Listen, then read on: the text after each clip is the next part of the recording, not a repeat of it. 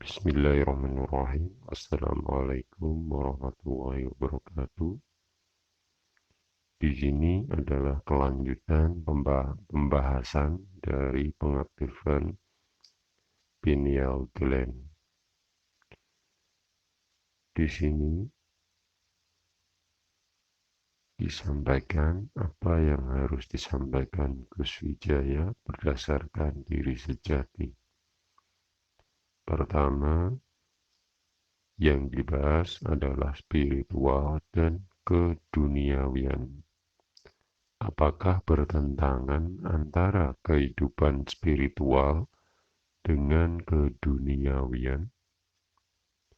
Apakah dalam menjalani kehidupan spiritualitas hal-hal keduniawian harus disingkirkan? Sebetulnya keduniawian itu ada di dalam spiritualitas. Spiritualitas meliputi keduniawian. Jadi, tidak ada yang bertentangan. Keduniawian itu ada di dalam spiritual. Ada putih telurnya, seperti ibarat telur. Di dalam telur ada kuning telurnya.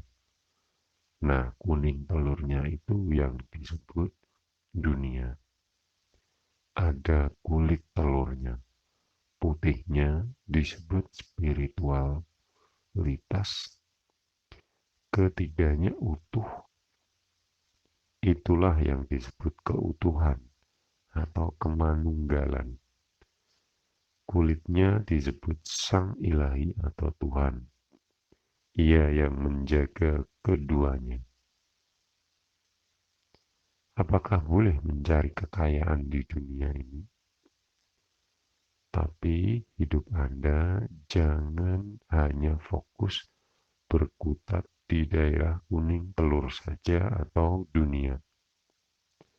Anda jangan melupakan putih telur atau spiritual dan kulit telurnya atau keilahian. Dunia hanya sebutir pasir di sepanjang pantai. Kalau Anda hanya fokus dunia dan melupakan kedua aspek lainnya, maka kelarlah hidup Anda.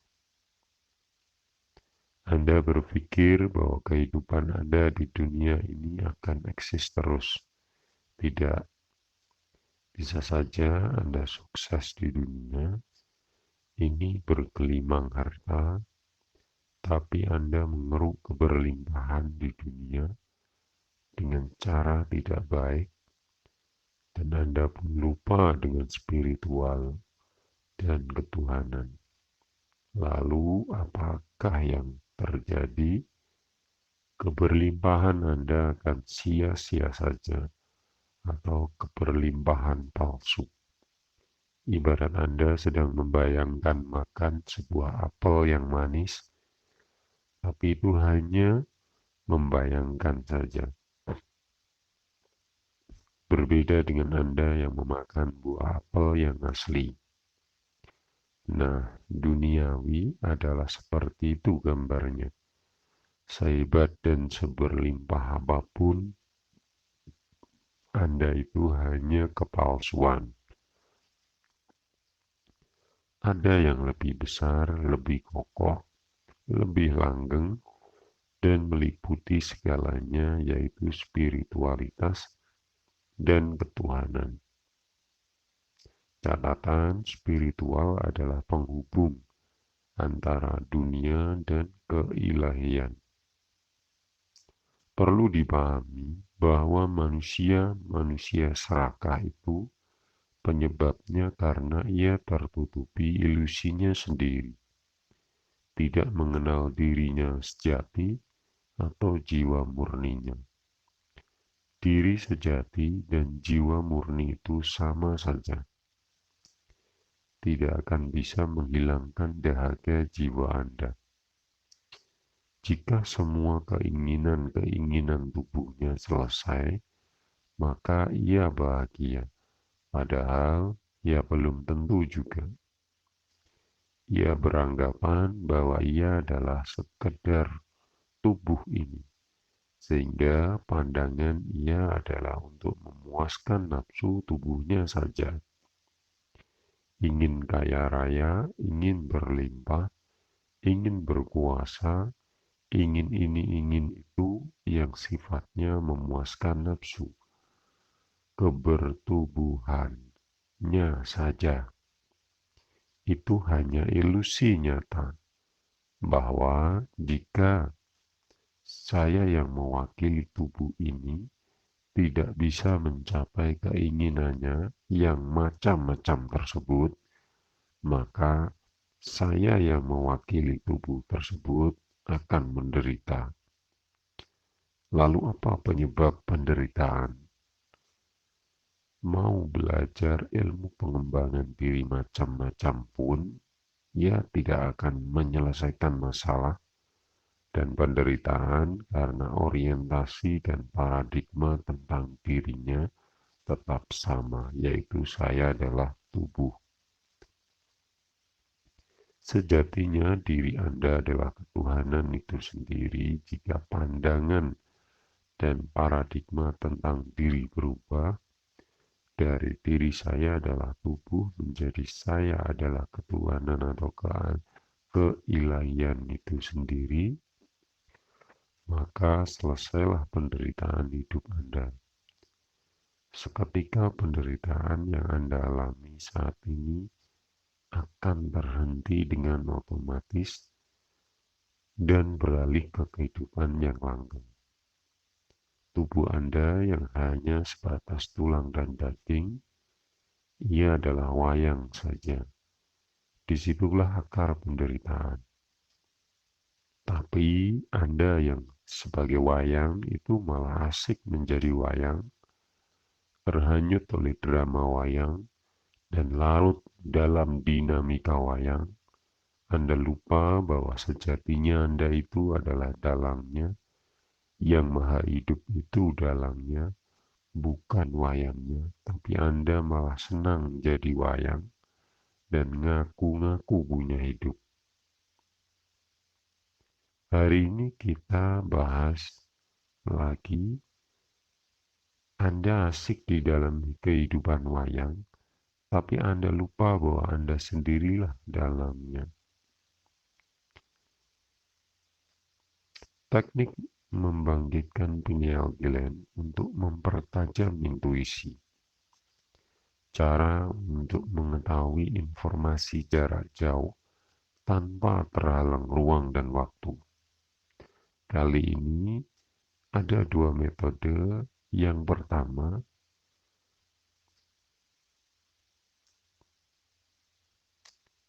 cara mengetahui maksud pikiran orang lain. Cara mengetahui informasi jarak tanpa terhalang ruang dan waktu.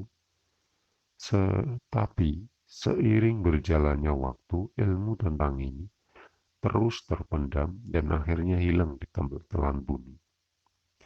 Kemampuan ini secara faktual sebetulnya adalah kemampuan mata-mata kerajaan Nusantara di zaman dahulu. Sebuah kerajaan kan pasti punya tempat pendidikan yang harus dilakukan untuk para abdinya. Salah satu abdinya yaitu kalau bisa dibilang mempunyai tugas mata-mata. Nah, si mata-mata ini sebelum dilepas tugas dan akan diberi kurikulum pendidikan seperti ini. Syarat dari ilmu dan kemampuan ini adalah Anda harus mahir dulu dalam melakukan taktik meditasi yang sudah diberikan. Kalau belum mahir, maka harus dilatih terus sampai mahir. Jika sudah mahir, maka teknik selanjutnya akan lebih mudah. Di sini Gus Wijaya mengetahui ilmu ini dari guru yang berada di daerah Palembang yang punya silsilah keturunan nyambung ke Raja-Raja Sriwijaya. Sebetulnya metode mengetahui informasi jarak jauh sangat simpel. Adapun ciri-cirinya kalau Anda sudah mahir adalah bisa merasakan energi kebahagiaan yang hadir di saat meditasi berlangsung. Pineal gland Anda terasa ada aliran energi yang bergerak-gerak. Bisa itu ada yang kedutan, rasa sejuk, rasa hangat, dan lain-lain. Jika sudah bisa merasakan itu, maka meditasi Anda sudah mahir. Bisa betah bermeditasi, rasanya tidak ingin cepat-cepat selesai. Rasanya pengen lama bermeditasi karena merasa nyaman. Kalau meditasi malah di bawah 45 menit, tandanya tubuh dan pikiran Anda masih belum terbiasa. Dan itu belum bisa disebut mahir. Dan dalam kehidupan sehari-hari, saat Anda beraktivitas macam-macam, tapi batin dan pikiran Anda dirasa sudah hening dan banyak bahagianya, tidak gampang tersinggung, marah, dan baperan, diri Anda memancarkan cinta dan kasih sayang ke semua makhluk dengan tulus, itu adalah tanda bahwa meditasi Anda berhasil dan mahir. Jika masih baperan, marah, dan lain-lain, dan Anda masih banyak tidak bahagianya, maka meditasi Anda harus dilatih terus-menerus lagi. Oke, tidak perlu meditasi tambah lagi. Contoh, Anda mencari informasi tentang kebenaran suatu isu yang sedang viral-viralnya, maka ucapkan dalam batin, saya niat ingin mengetahui informasi yang sebenar-benarnya tentang titik-titik diisi sendiri, lalu lepaslah. Jika sudah niat seperti itu, maka dilanjut dengan meditasi seperti yang dijelaskan dulu. Jadi caranya, sebelum Anda ingin mencari tahu informasi yang ingin Anda dapatkan, Anda harus jelas dulu. Anda ingin mencari informasi tentang apa. Dilakukan meditasinya sesuai arahan yang sudah diberikan. Terus dilakukan sampai kapan? Mulai dari niat, merilekkan badan, dan memvisualkan cahaya, menurunkan cahaya tersebut ke pineal gland, merasakan energi kebahagiaan yang hadir, merasakan sensasi yang ada di titik pineal gland itu. Jika sensasinya sudah ada, maka langkah selanjutnya Anda niatkan kembali di dalam batin informasi apa yang ini Anda ketahui. Terus fokus pada titik pineal gland sambil mengucap dalam batin informasi apa yang ingin Anda ketahui. Jika sudah seperti itu, berserahlah, lepaskan keinginan Anda, biarkan si pineal gland yang bekerja. Lalu visualkan lagi di titik pineal gland ada cahaya putih yang memancar keluar, terang sekali, sampai tubuh Anda tertutupi cahaya itu. Bukan hanya tubuh Anda, tetapi rumah Anda pun tertutupi oleh cahaya terang tersebut. Sampai-sampai cahaya tersebut memancar dan menutupi semesta ini. Disinilah Anda blank melebur, yang ada hanyalah cahaya yang terang tersebut. Tidak ada lagi apa-apa kecuali cahaya tersebut.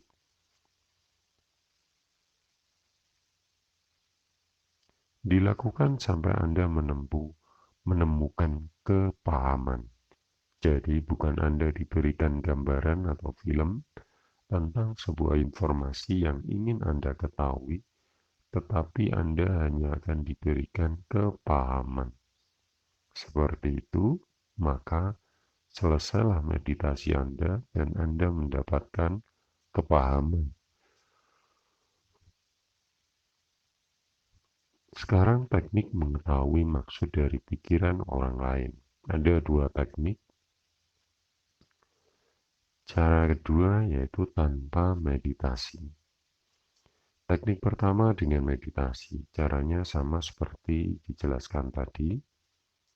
Syarat keberhasilan dari teknik kedua ini sama saja seperti tadi jelaskan. Anda harus mahir dulu meditasi seperti yang diajarkan Gus Wijaya. Jika di dalam meditasi Anda sudah mahir memancarkan cinta dan kebahagiaan, maka cara kedua ini sangat simpel. Anda bertemu orang saja, maka Anda akan otomatis tahu maksud orang itu, tentunya dengan kepahaman. Jika sudah muncul sensasi-sensasinya, maka ucap dalam batin Anda sambil Anda fokus ke titik pineal gland. Misalnya, saya ingin mengetahui maksud yang sebenar-benarnya dari titik-titik, sebut saja namanya. Caranya, fokuskan kesadaran Anda ke titik pineal gland sampai pineal gland Anda muncul sensasi-sensasi yang telah dijelaskan tadi. Nah, nanti Anda akan menemukan kepahaman dan maksud dari orang itu. Dalam batin Anda, oh begitu maksud dia. Oh, ternyata dia ini begitu. Begitulah sampai batin Anda mengkonfirmasi seperti itu. Jika batin Anda sudah mengkonfirmasi seperti itu, tandanya Anda sudah paham. Sekarang Anda lihat mata sebelah kiri dari orang yang ingin Anda ketahui maksudnya, tatap selama 7 detik mata sebelah kirinya. Jika sudah, maka lepaskanlah pertanyaan itu. Saya melihat banyak belajar spiritual. Tujuannya bukan untuk meraih pencerahan batin, tetapi masih banyak yang berkutat pada materi. Nah, kebanyakan seperti itu, kebanyakan orang mulai sadar spiritual itu karena ia sedang ditimpa musibah dan dalam masalah ekonomi dan lain-lain. Kebanyakan seperti itu yang ditanyakan.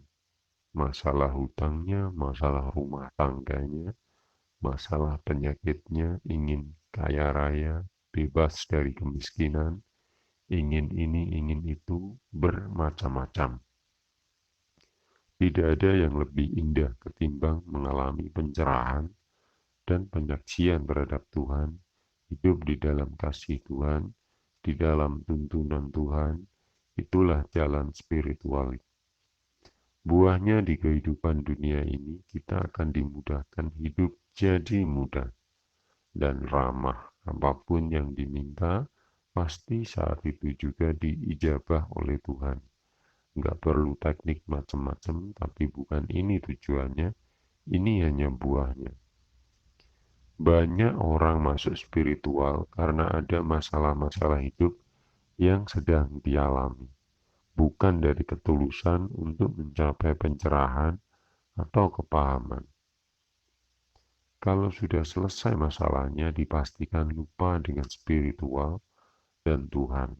Banyak puluhan murid-murid Gus Wijaya seperti itu, malah fokus pada hal-hal materi dan melupakan hal-hal imaterial.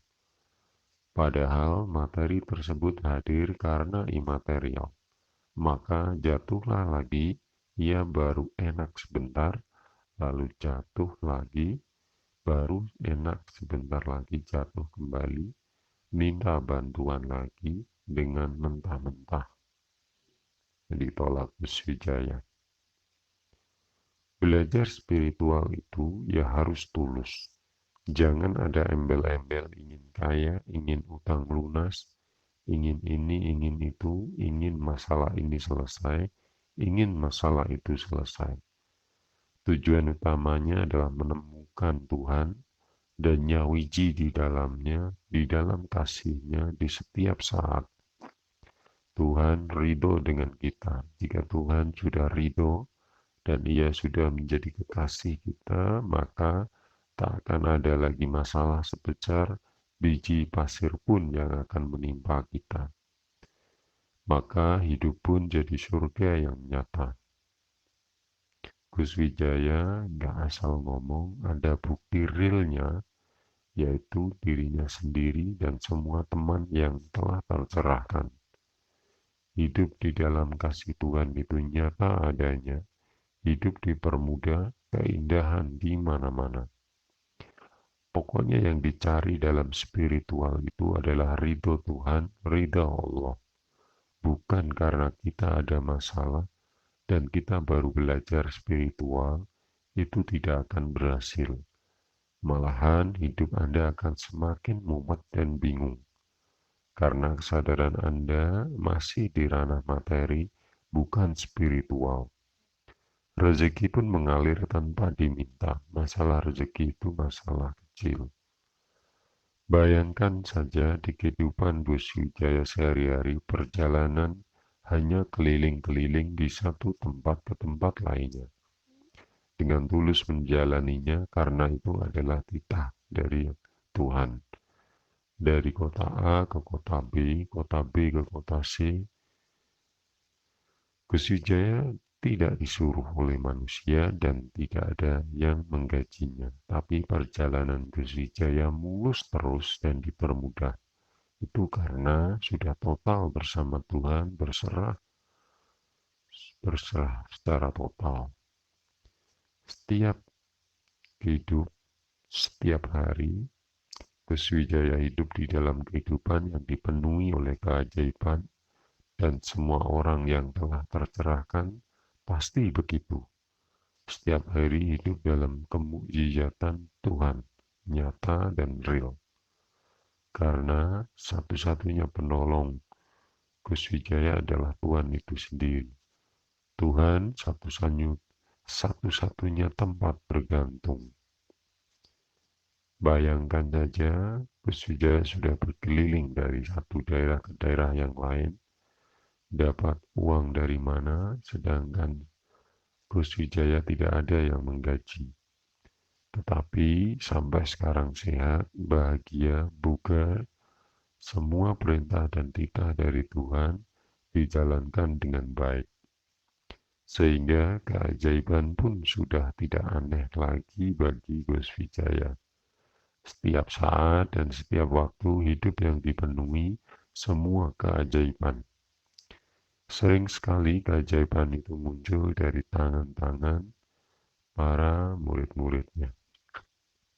Ada sebagian murid Gus Wijaya, mungkin puluhan murid-murid, yang tanpa diminta mengirimkan rezeki kepada Gus Wijaya dengan rutin, padahal saya tidak memintanya. Dan mereka pun tidak kenal dengan saya. Ini adalah keajaiban namanya. Tuhan menampakkan keajaiban melalui perantara para murid-muridnya. Dan mereka pun secara otomatis menerima cipratan keajaiban tersebut. Tiba-tiba usahanya maju, masalah beres, hutang lunas, penyakit sembuh. Ini mereka nggak minta, tetapi mereka tetap menerimanya, keajaiban Tuhan tersebut, karena mereka menjadi perantara dari tengah-tengah Tuhan. Setiap bulan mereka sisihkan rezeki mereka untuk Gus Wijaya secara rutin.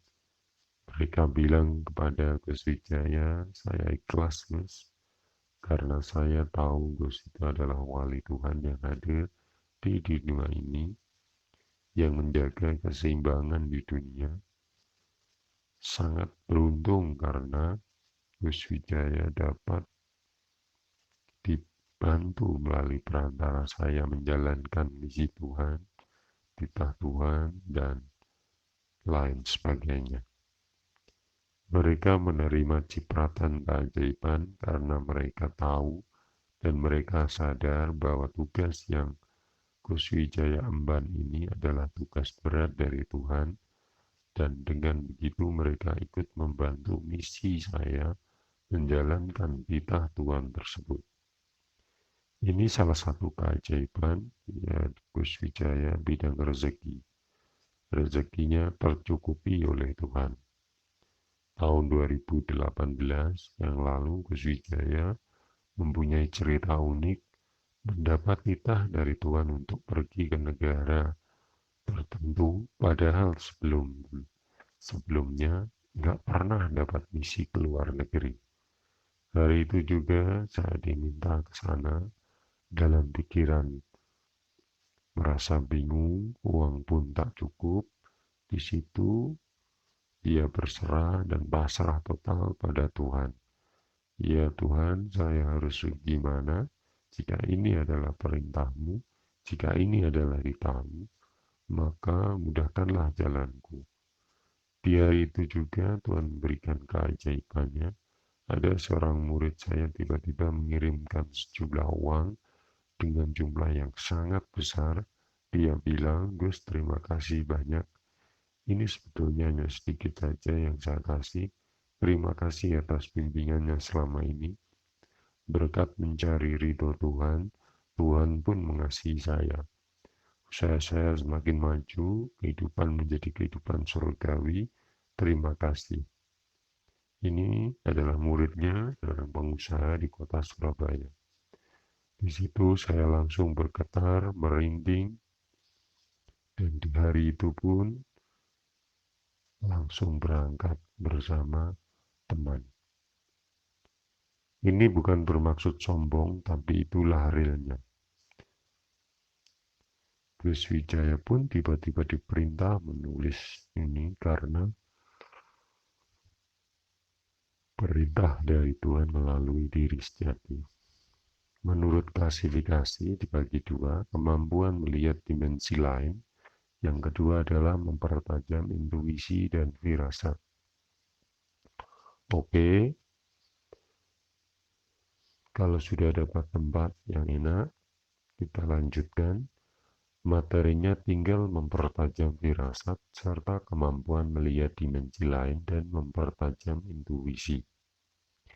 Sedangkan kemampuan mempertajam intuisi dan firasat tempatnya bukan di pineal gland lagi, tapi di ulu hati. Nanti meditasinya agak berbeda. Kemampuan melihat dimensi lain itu masih sama saja dengan materi sebelumnya, yaitu masih berhubungan dengan pineal gland, pusatnya ada di pineal gland. Yang pertama, niat terhubung dengan Gus Wijaya dulu, langsung akan diberikan materi yang pertama, yaitu kemampuan melihat dimensi lain. Mau dilakukan atau enggak terserah. Caranya tidak jauh beda dengan cara meditasi pineal gland. Lalu merilekkan tubuh dan pikiran dan perasaan. Lalu menyadari tarikan dan hembusan nafas sampai rileks. Jika sensasi yang ada di pineal gland sudah kuat, maka fokus terus dirasa sensasi yang hadir di pineal gland tersebut. Nah, di saat kita sedang mengamati rasa yang hadir di pineal gland, maka lakukan niat dengan mengucapkan, saya niat membuka kemampuan mata ketiga saya untuk melihat hal-hal yang tak terlihat di mata fisik saya. Ucapkan di dalam batin 3 kali.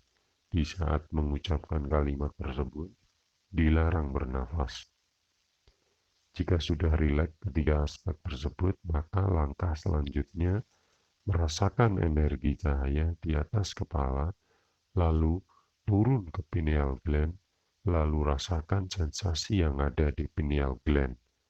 Jika sudah niat seperti itu, kembali fokus ke area pineal gland yang sedang aktif tersebut. Lalu proyeksikan cahaya yang di pineal gland tadi ke depan. Kumpulkan energinya di tengah-tengah kedua alis. Visualisasikan seperti cahaya yang berbentuk sebesar bola pingpong ada di tengah-tengah kedua alis. Visualisasikan sampai benar-benar terasa sensasinya seperti ada sebuah bola pingpong, cahaya terang, dan memancarkan cahayanya ke depan. Selesai. Untuk menutupnya kembali, lakukanlah meditasi kembali dan arahkan cahaya sebesar bola pingpong itu untuk kembali masuk tersedot ke area pineal gland Anda. Nah, jika sudah jelas, maka bukalah mata Anda dan jangan kaget di ruangan Anda tempat Anda melakukan meditasi akan terlihat terang, meskipun di situ gelap karena lampu dimatikan. Dan jangan pingsan kalau melihat yang aneh-aneh. Untuk teknik meditasinya gampang.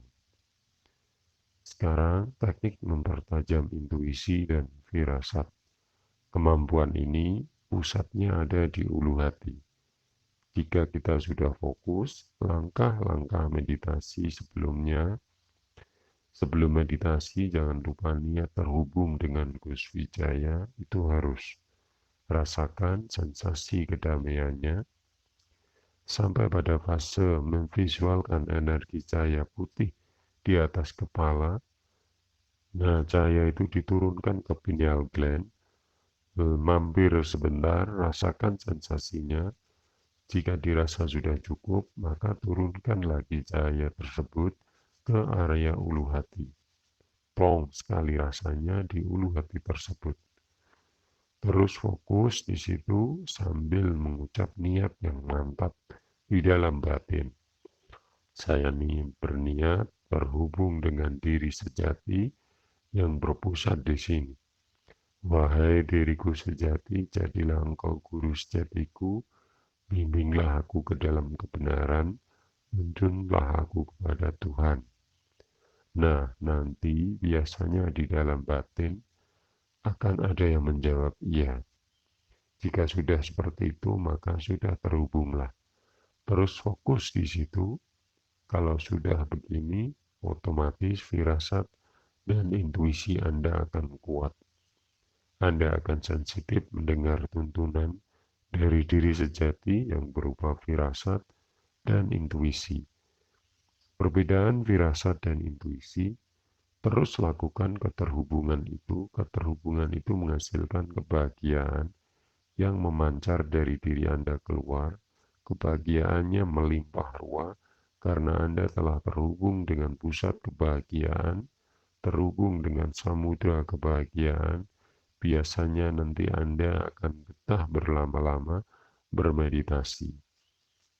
Beda dengan firasat, firasat adalah suatu perasaan atau kata hati yang muncul walaupun Anda tidak meminta dan sifatnya muncul tiba-tiba.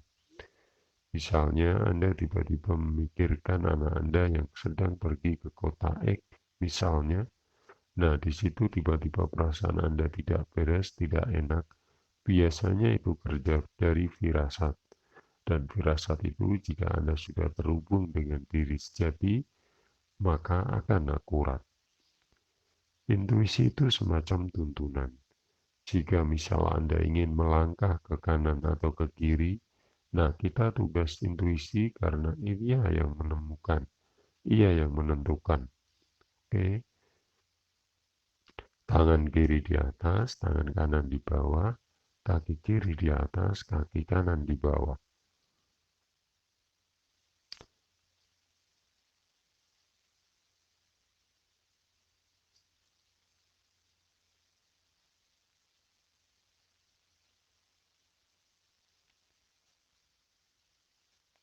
Demikian penjelasan mengenai kelanjutan dari pengaktifan pineal gland dan mempertajam intuisi dan firasat. Saya akhiri. Wassalamualaikum warahmatullahi wabarakatuh.